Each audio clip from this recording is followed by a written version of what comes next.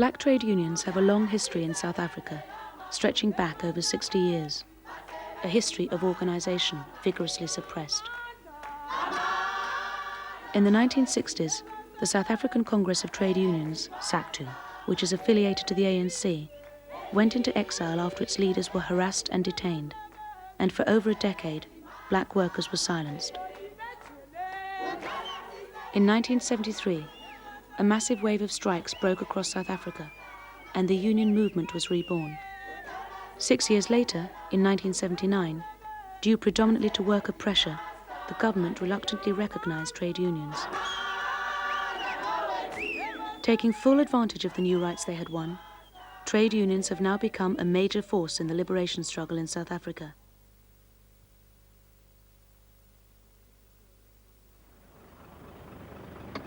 This is the story of one union, MAWU, the Metal and Allied Workers Union. We really joined the union very quietly, and we were organizing people outside working hours, maybe doing house visits to go and talk to people about the union, trying to persuade them to join, trying to explain them what the union is about, because it was more or less a strange thing to get people understand what the union is about, because most of the workers weren't unionized and they didn't know anything about the union. So even though it was difficult, but we managed to get our people to join.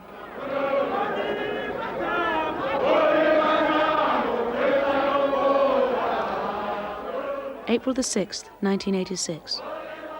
MAWU organizes meetings around the country for all metal workers to tell them about their rights and to get their support for the union's living wage campaign. In South Africa, 750,000 black workers are unionized, and the numbers are growing. In the last 2 years alone, MAWU has doubled its membership and now has 56,000 members in one of the largest industries in the country.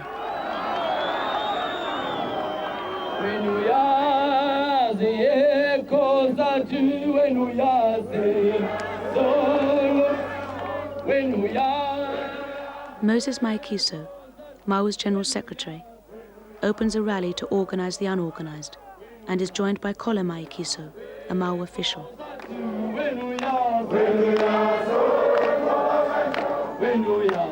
This year we are aiming at getting more than 100,000 members into MAWU, because to be powerful you have to organize more than half of that industry. Many people think that union is just a burial society. Others that just think that union is a life insurance. So that's why we decided to hold a rally so that we can explain to them. It's been successful, excellent, because after all those rallies, all our offices are full of workers wanting to join MAWU, and we got the problem now that everyone wants to join MAWU, and it was successful, 100%. Moses Mayikiso, worker leader, arrested and held in solitary confinement without charge or trial, under Section 29 of the Internal Security Act.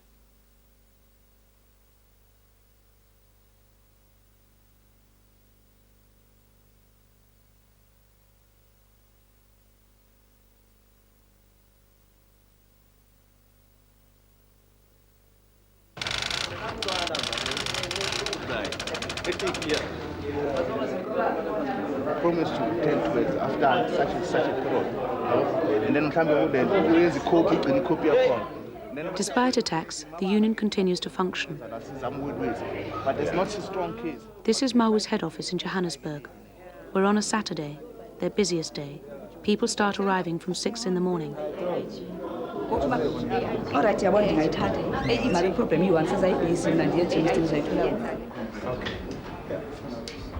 On this issue, MAWU learnt that in order to survive, it was necessary to set up shop steward councils to create a broad-based leadership. By 1980, these councils had become the pivot of MAWU, and their innovation was a major contribution to South African trade unionism. Today, MAWU is a strong voice in FOSATU, the recently formed Congress of South African Trade Unions. It's taken 10 years of very bitter struggle to develop our organization. And the policies and the way it's developed has been very important, that living under an apartheid government, the possibilities of attack, direct attack by this government, it always exists. And therefore, the way in which the organization evolved was to base itself very strongly on factory floor, on developing shop steward leadership, on developing a democratic working of the organization, and that can never be wiped out. It's a very deep-rooted organization, and because of the bitter struggles being waged by workers for this basic workers' rights, there's an intense loyalty to the organization.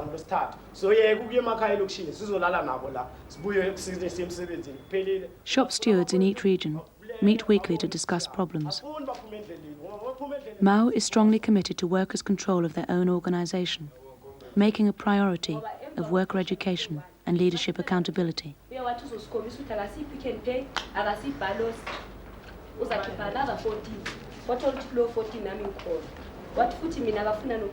These democratic procedures are rare, even in Western trade unions, and MAWU insists that this broad base is the essence of its strength and resilience.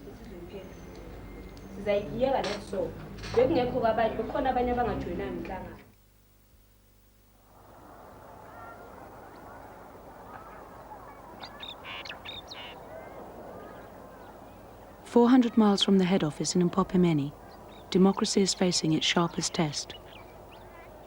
Here the union is holding together not just a workforce, but a whole community, during the longest strike in South Africa's history.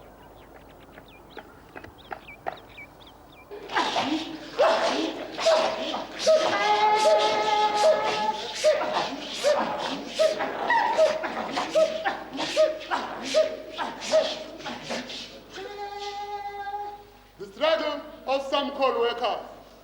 Sarmcol was built in 1920. First workers were contractors, all staying in MAWU. This historic strike is not against a South African company, but a British multinational, BTR Sarmcol. In May 1985, 1,000 workers, the entire workforce with an average of 17 years' service with BTR, went on strike because management refused to recognize MAWU.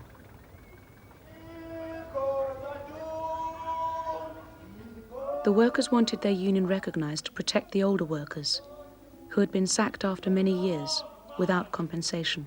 It is a long march when the rulers of this apartheid regime roam out, when the bosses of this racist factory jungle roam out, we workers shall yet remain. The workers went through all the correct procedures laid down under South African labour law to make their strike legal. For their pains, all 1,000 were dismissed.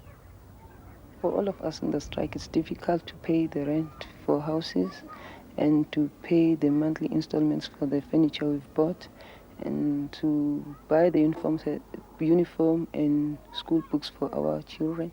And as the winter has started, it's cold here. We haven't got enough money to buy them warmer clothes. I spend a lot of time at home because there's no job. If you go to the village and look for another job, there's no job because here it's a poor place. And it's difficult to keep the house clean because to keep the house clean, it's need the money. You must buy soap, polish, because you can't live on a dirty place. When we started to strike, I didn't think it will take such a long time. I thought it will take about 2 weeks or 2 months. Now it's gone up to about 13 months, 14 months now. My workers, why are you sitting down? I can't pay you if you're sitting down. What you want? Tell me, what you want?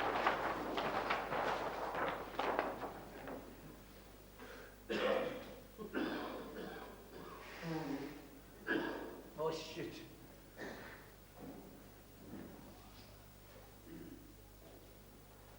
Go back to work! Well, there were a number of stoppages that took place at the factory. In this way, the the workers were trying to highlight the seriousness of the problem to management. But the management felt that they thought that the workers were not all that serious, and they didn't think that they would ever go on strike like it had happened, you know. So they mischarged the anger that existed amongst the workers.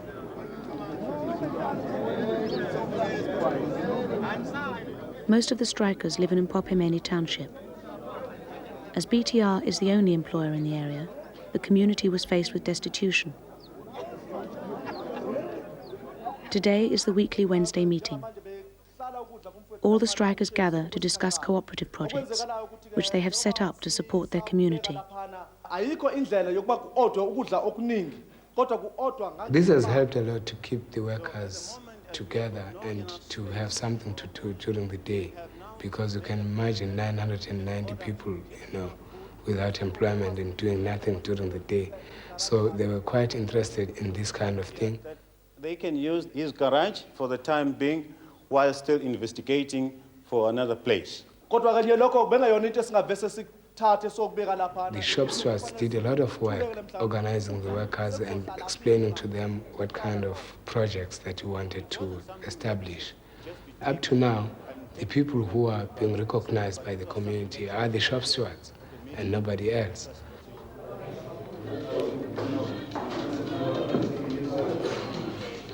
One of the most successful ways the workers have managed to support themselves has been through the T-shirt printing cooperative.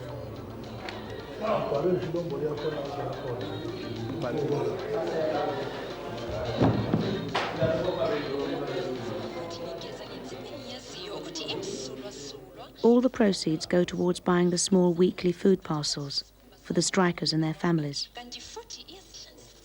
The police, however, keep a zealous watch. Up to now, there's still surveillance from the police and people are being watched. You know, for instance, the police set up a police office right on top of the T-shirt co-op.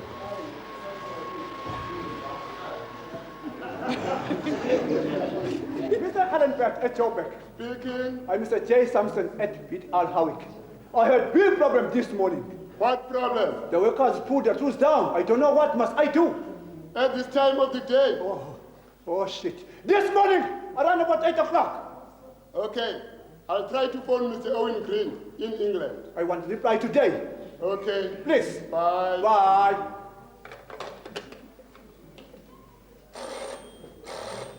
Hello. Owen Green speaking, chairman of BTR at England. It's South Africa here. Alan Pett speaking. Oh, hello, South Africa. Can I help you? Yes, there's a big problem. What do you say, Mr. Alan Pett? John Sampson from BTR Sarmcol, he phoned me this morning. He said his workers have put the tools down because the union is already inside. What must I do now? What do you say, Mr. Alan Pett? My workers have put tools down. Yes. Union is right inside. Yes. Who's allowed the union? Did you allow the union, Mr. Alan Pett? I don't know. Maybe Sampson. No, Mr. Alan Pett. You have phoned to me, not Mr. Sampson. Tell me, what must I do now? Hang on, Mr. Alan Pett. Tell him that. Fire them. Fire them? Yes, please. Fire them? Yes, Mr. Alan Pett. Okay. Thank you. Bye.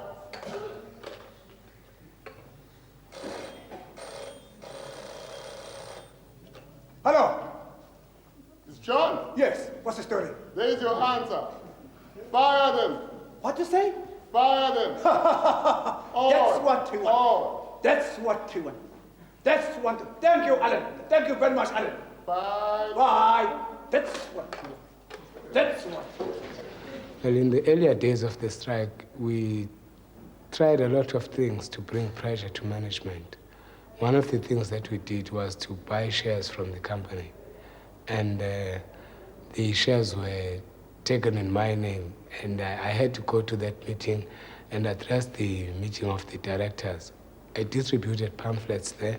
I explained to them that the workers were having extremely difficult times with the money that they were getting at the factory, and we felt that the company should do something, you know. We tried a lot of things, but still the company wouldn't accede.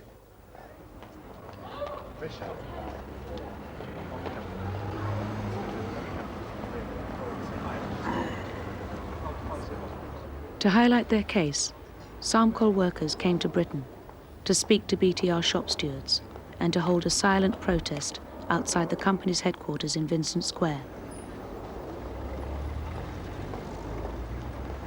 What the workers have said repeatedly is that either foreign companies must recognize trade union rights or get out of South Africa.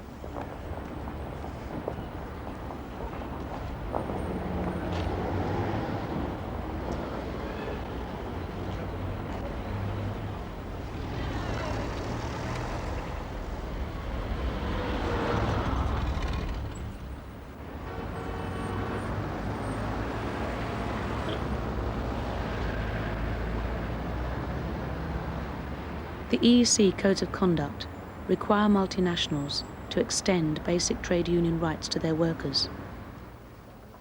With BTR flouting these requirements, MAWU has taken its case to the European Parliament.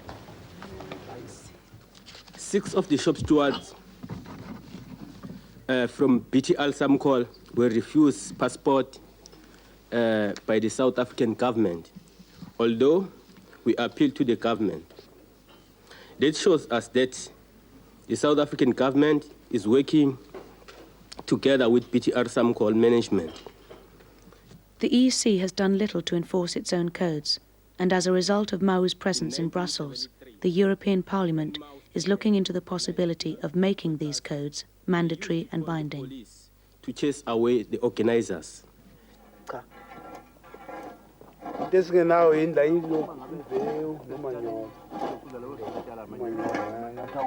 The older strikers have now begun to grow vegetables for the community to supplement the weekly food parcels. Today, they are preparing the ground for beans and pumpkins.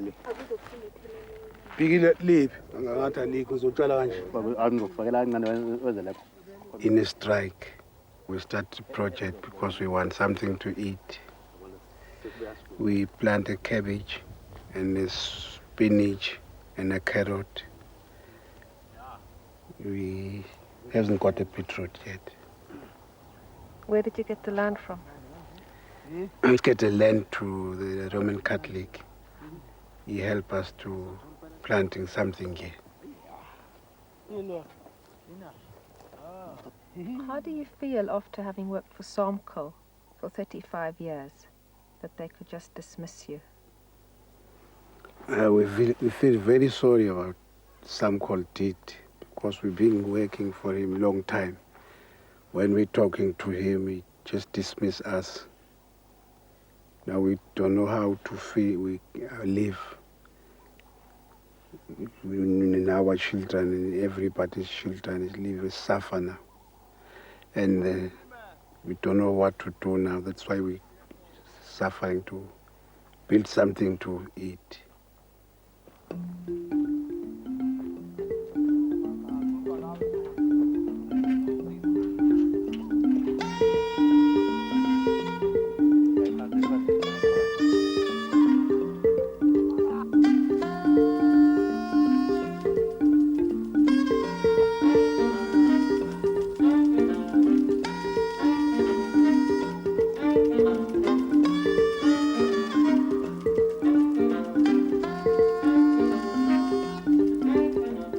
The play that you wrote, the Sarmcol play, The Long March.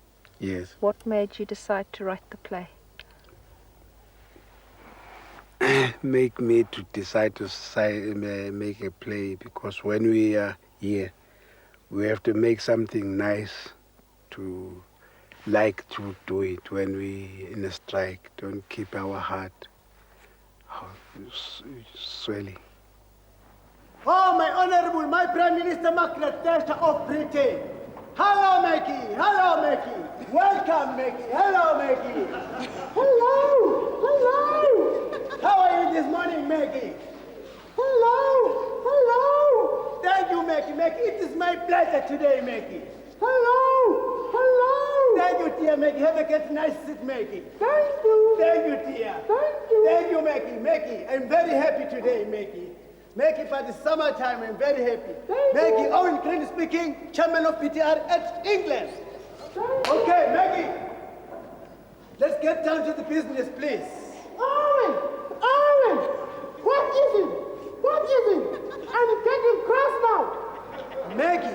Maggie, you are losing touch about the Sarmcol in South Africa, my dear lady. I am Prime Minister of Britain. My job is politics. Maggie, you are wrong. You are wrong. Politics and economics is one and the same thing. I told you that before. Each time we talk about democracy and reform in South Africa, I suffer. What is this bullshit? What is this Commonwealth pressure against South Africa? Maggie, you are getting soft, Maggie. Damn it. Maggie, you are getting soft. You finished, Maggie. Damn it.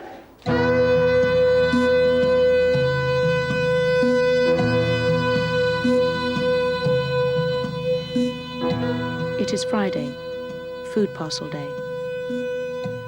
Strikers or their children begin arriving to collect their weekly ration. This week, it is to be sugar, flour, maize, and a chicken. Number ba? 5476.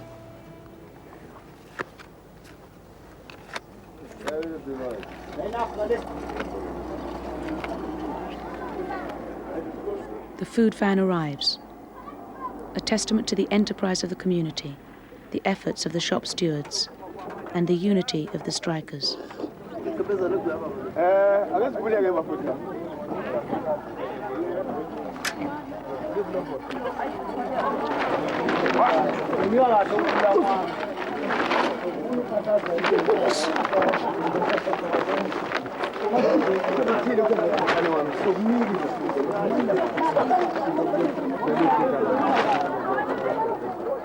Phineas Sibert, one of the shop stewards responsible for the food parcels, comes to check the delivery and to fetch his own weekly ration. December the 5th, 1986. Phineas Sibert, murdered by members of Buthelez's Inkatha organization.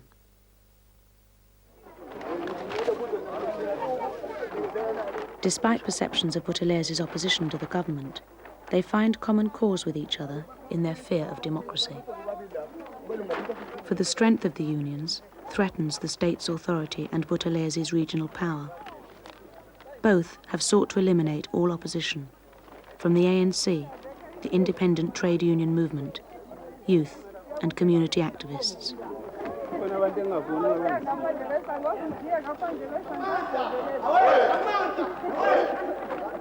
Sanimguni in Popomeni still on strike. Chopamchali in Popomeni still on strike. Aizanzimande in Popomeni still on strike. Thomas Shelembe in Popomeni still on strike. Matala Ngubane in Popomeni still on strike. Simon Ngubane in Popomeni still on strike. Simon Ngubane was also murdered on December the 5th in the Inkatha attack.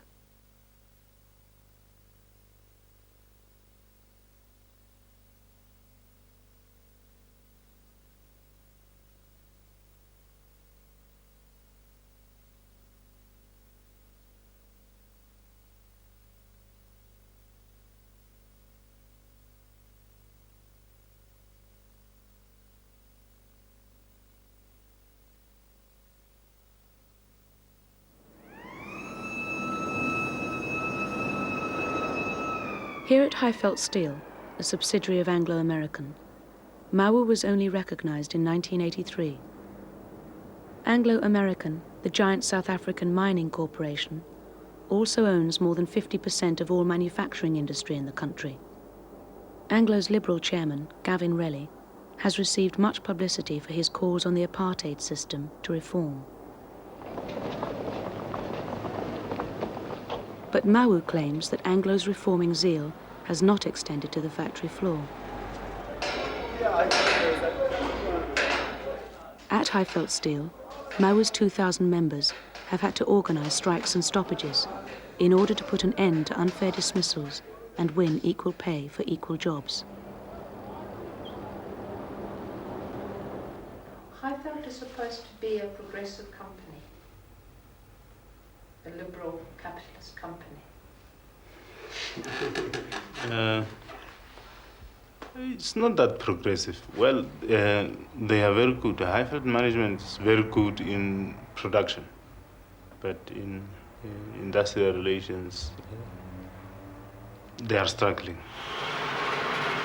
Unions are forcing management into reform. Each step is hard fought. Health and safety is a continuing issue for the union.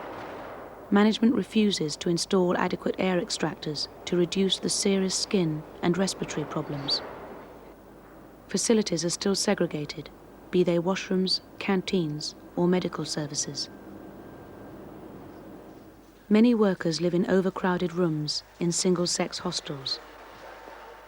The company has never seen fit to build houses for its black workers and their families as it does for its white employees.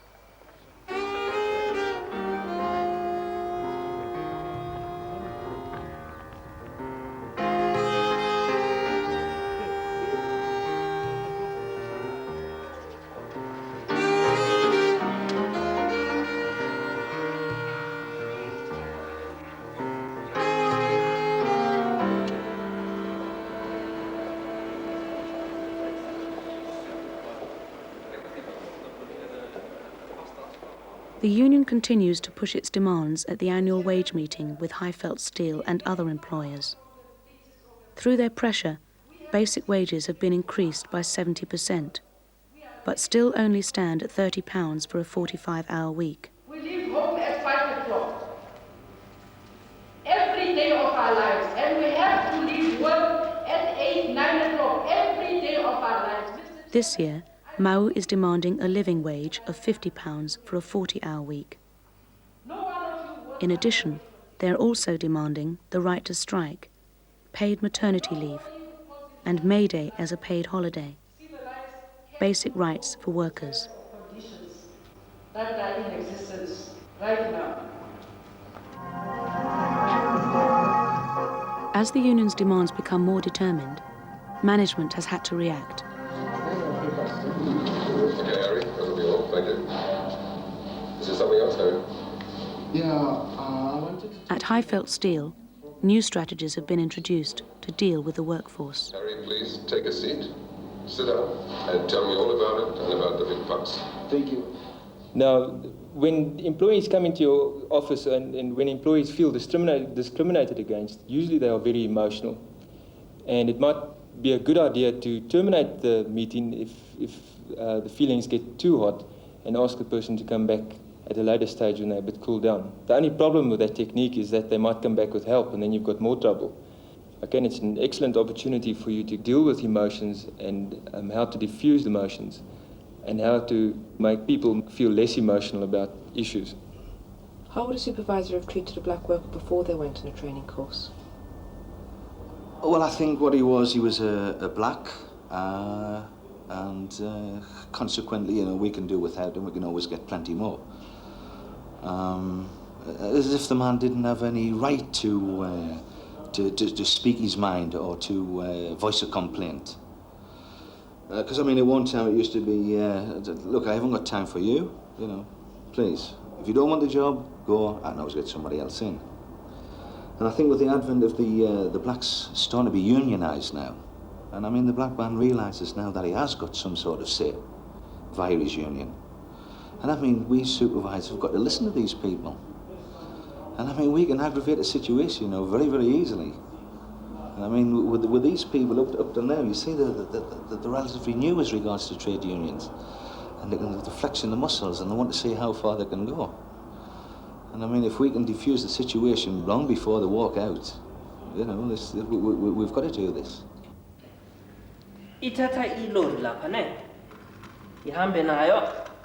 Hoping to diffuse union militancy, the management at Highveld Steel have initiated a series of training programs for their black employees. Week in, week out, these courses are held to accommodate the entire workforce. Ngena phakathi emakethe itholani thola imali manje ne awu naye layishaka imali ngathi abnormal load nayibona manje. Here the intricacies of capitalism and free enterprise are explained in an attempt to win over the workers.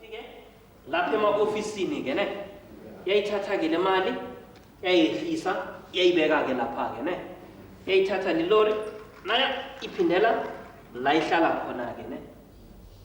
If these training schemes fail in their objective, would management consider replacing black workers with white workers so that when there are strikes they won't lose on productivity? Well, what they should really do there is, I mean, how many whites can you employ to do the black man's job? I mean, look, we've got a few thousand blacks here, you know. I mean, to employ whites, make no mistake about it, a white man's not going to work for a black man's wage. I mean, his level of living is entirely different to the black man. So, I mean, consequently, the cost effect would be enormous. Now, in South Africa at the moment, these groups of people... So determined are liberal business people to win others over to their vision, that companies like Highveld Steel have now begun to run free enterprise training camps for the children of their employees. Joining together and moving into the white business world. And moving up in the white business world. Thank God there is more equal opportunity now, and all peoples are moving up here in a comfortable way. Blacks are being developed, advanced, they're getting more senior positions, and thank God this is all now happening. We have found from our practical experience that today's black youth is militant, very aggressive, and is majorly concerned with needing to have equality. How the average black youth sees equality is sometimes very confused for that black youth. They're hearing different stories. They come under different influences. The township struggles are very delicate. They're victimized if they go to school. They're victimized if they don't go to school. If they don't have an education, where do they grow and go to? How are they developed? Hence, our work in the Youth Leadership Forum school programs is very vital. Because they're missing school, it's essential that some sort of informal education is taking place to bridge that gap.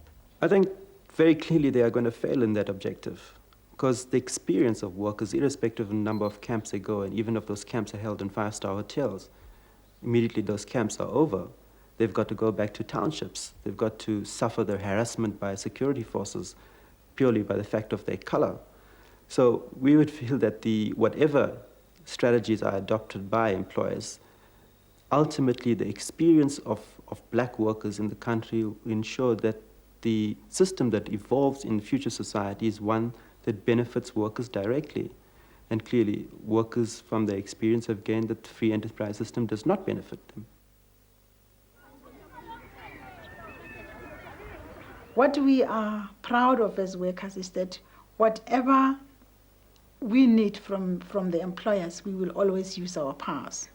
And even if we think there isn't an issue which concerns the employers as such, say like increment of the buses, like this bus boycott, like this shooting of the police, shooting of our children by the police, we can't take up that kind of thing, because the children are ours, and take it up with the management, said, you go and talk to the state, because we know that the employers have got the powers onto the state, and they've got the voice. They can persuade the state to reverse whatever they wanted to do to our people. And on those bases, we feel our power is not actually floating around. We've got the base where we could push our grievances and our demands.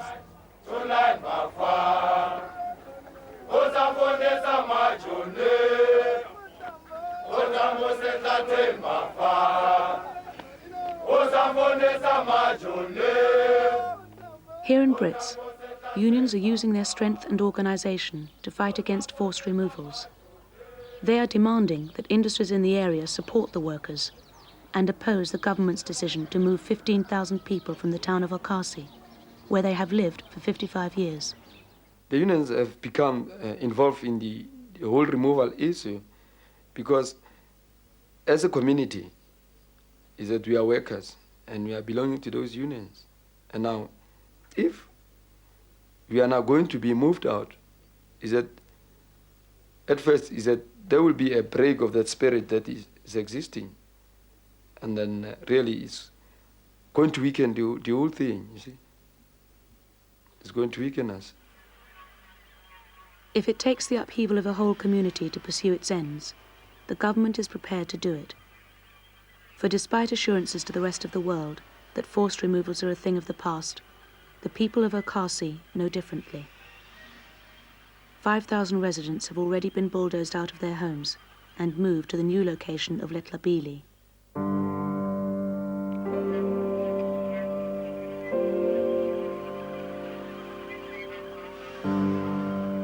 Government says that Letlabili is a model township, but it looks like any other resettlement camp. Letlabili is not only 25 kilometers from the industrial area, which means that people can no longer walk to work, but it borders Bophuthatswana, a Bantustan, into which Brits residents fear they will eventually be incorporated. Once residents of a Bantustan, the workers will lose their South African citizenship, and under the even more repressive Bantustan administration, they will be denied the right to belong to a union, even if they work in South Africa. But the 10,000 residents still remaining in Okasi are determined to protect their community. Yet the government states that Okasi has been deproclaimed, is no longer a black area, and has in fact ceased to exist. As resistance builds, so does government pressure.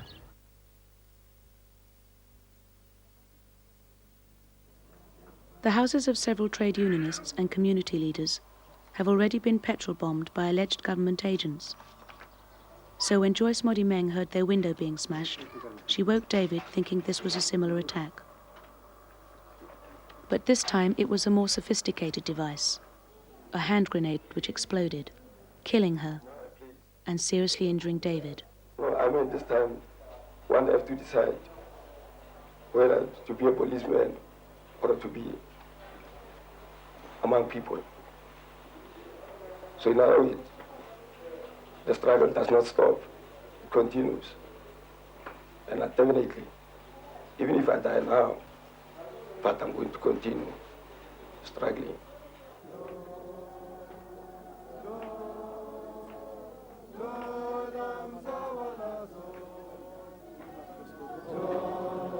All through the night, on the eve of her funeral, a vigil was held for Joyce Modimeng. This was also the eve of the now current state of emergency.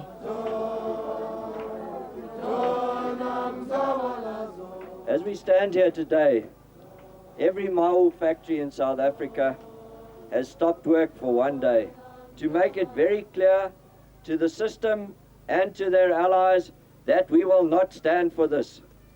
We will not stand for our people being murdered. We will defend ourselves. We will not stand for force to be used against the workers' movement. We will not stand for force to be used against the democratic movement. FOSATU has said clearly, if they use force against us, we will defend ourselves. When the industries came to Brits, they came here because they expected this to be an area of slave labor. They came here because they expected this to be an area where they could pay nothing and get big profits. But today they regret that because the workers have become organized. Today Brits is one of the areas where workers have won the highest wages in the country.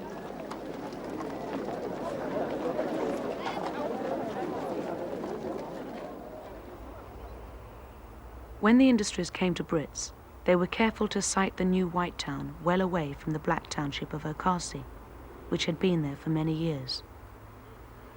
As the factories began to prosper, the white areas expanded inexorably closer to the black township.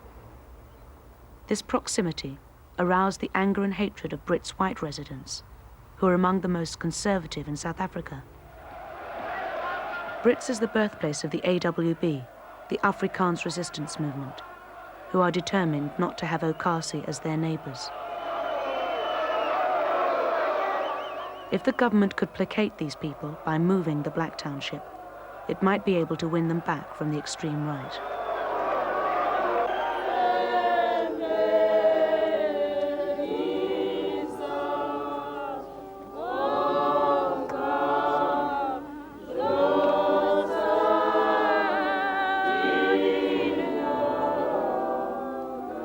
government has made it clear that in order to impose a political system on black people which serves the interests of whites, they have got to get rid of the Democrats in the country. This attempt to drive out democracy is more vigorous than ever before, largely because democratic structures are so much stronger than they ever were. So now the level of repression has to be even greater to try to stamp them out.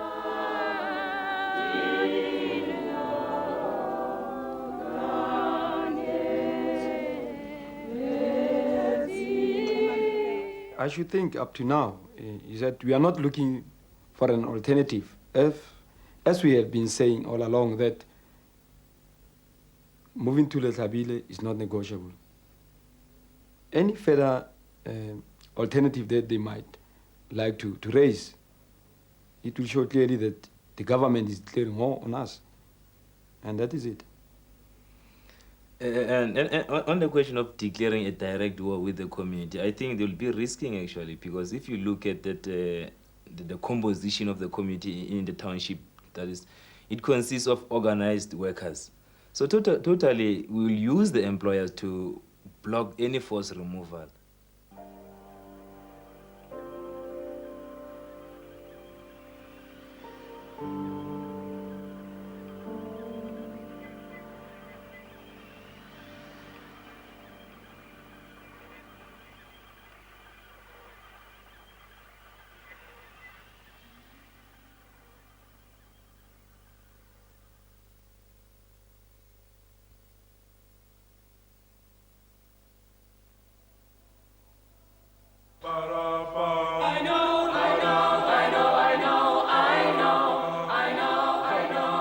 Businessmen are certainly feeling the power that unionized black workers are beginning to wield, both on the factory floor and in the wider political context.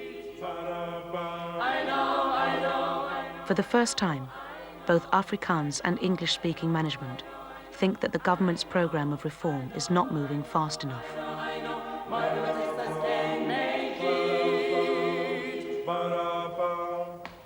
Wary of the growing political focus of trade unions like MAWU, and of the way capitalism has become identified with the apartheid state, major sections of business have now launched their blueprint for a future free enterprise South Africa. Known as the Business Charter, it is presented as an alternative to the more socialist policies of the Freedom Charter, adhered to by the African National Congress.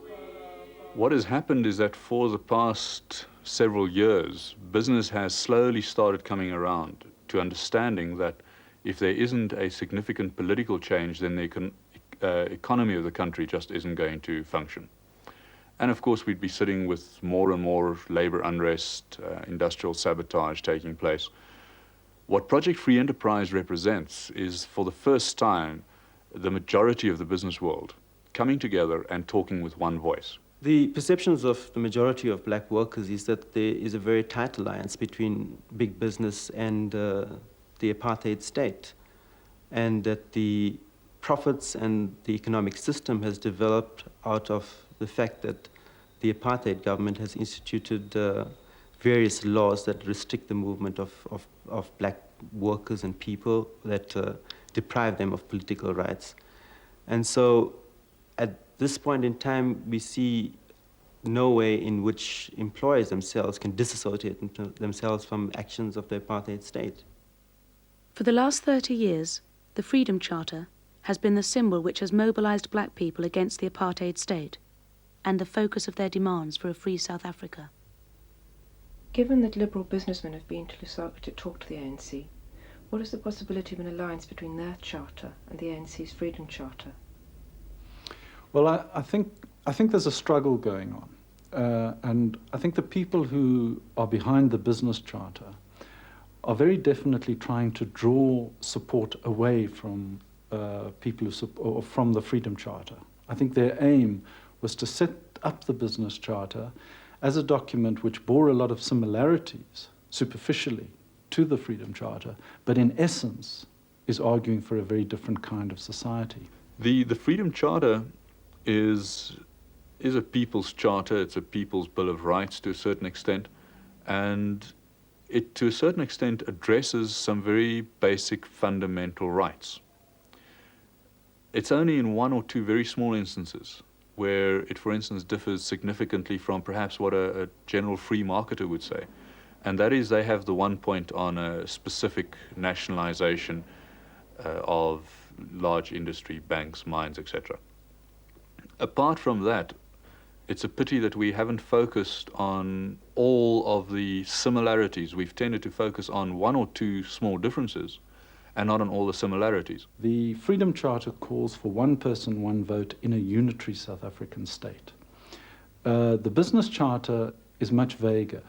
It accepts the principle of one person, one vote, but it doesn't specify the form of state in which this is going to occur. And when you press business leaders on this, they'll come out openly and say they don't believe that a unitary state is the answer. And this is people like Gavin Relly of Anglo-American, top businessman in South Africa. One man, one vote unitary state has been rejected out of hand by business. The one man, one vote has been accepted. In other words, we feel that there has to be universal franchise, and that anything less than universal franchise will obviously be rejected by blacks. Where we differ is that we need inside South Africa a totally devoluted, decentralized system of government, where the central power doesn't exist any longer. What they're really talking about then is giving everybody the vote, but giving unequal power to the vote one wields. And that is a total variation or a total contradiction with the demand of the Freedom Charter.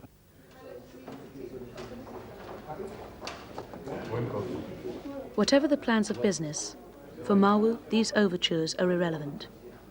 Building on the demands of the Freedom Charter, workers are assuming a socialist future. Only its form is now being debated. The program, economic program, we are involved in at present in individual affiliates and more broadly within the Federation in redefining what we as workers want to see in South Africa. Obviously, what we will see is that there has to be quite a substantial reorganization of the economy of this country.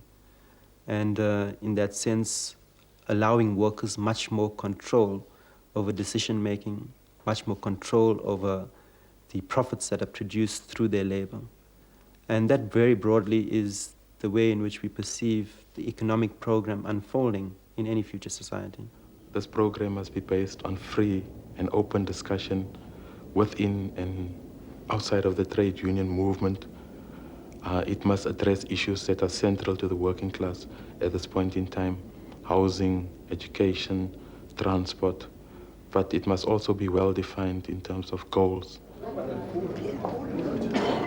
Despite the harassment and imprisonment of many officials, shop stewards and members under the state of emergency, at their annual Congress, MAWU has come together to discuss immediate problems and to begin formulating a workers' program. It should be a priority of MAWU and other organizations of the working class to build a clear political program. MAWU will discuss the aims and program of working class at all levels: factory meetings, shop steward councils. To safeguard the democratic structures, which they have struggled to build over the last 13 years, MAWU is discussing issues of worker control for the future, which have not been dealt with before. One finds that the whole question of working class control of society, political control of society, is not really addressed. The fact that apartheid is so direct and so brutal has led many into this mistaken belief that you've got to get rid of apartheid in order to ensure a free and non-exploitative society. We believe that a fight against apartheid is but the point of departure, and that the working class, by means of the enormous power and the fact that it's so strategically placed in South Africa, has got the capability of transforming the society and of bringing about fundamental change. Today, we are making history. Despite the state of emergency, MAWU still exists. No matter how determined the opposition, the foundations for a future society are being laid. The impetus is building as the workers unite and lead to a democratic South Africa.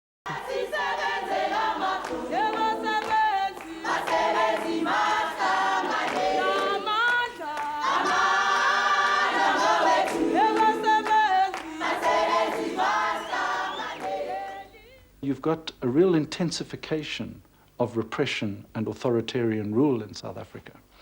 And we've seen also in the scale of detentions, and that this is worse than we've ever experienced, where whole factories of workers are rounded up. Now, the step from there to filling a football stadium full of prisoners is not a big one. And it's a step, I believe, that our government is quite capable of making. And I think that would really mean a final slide into a kind of Chile situation. And I don't think it's impossible that we will get that. There's already talk in sections of the government, in certain business circles, that the only way to secure South Africa's future for white people is to move into a military solution. In other words, a military coup. Now, we don't actually need a military coup because the state president is in any way head of the military. So all he has to do is do away with parliament, do away with the press, do away with trade unions, and we've got it. And he's already moving a long way in that direction.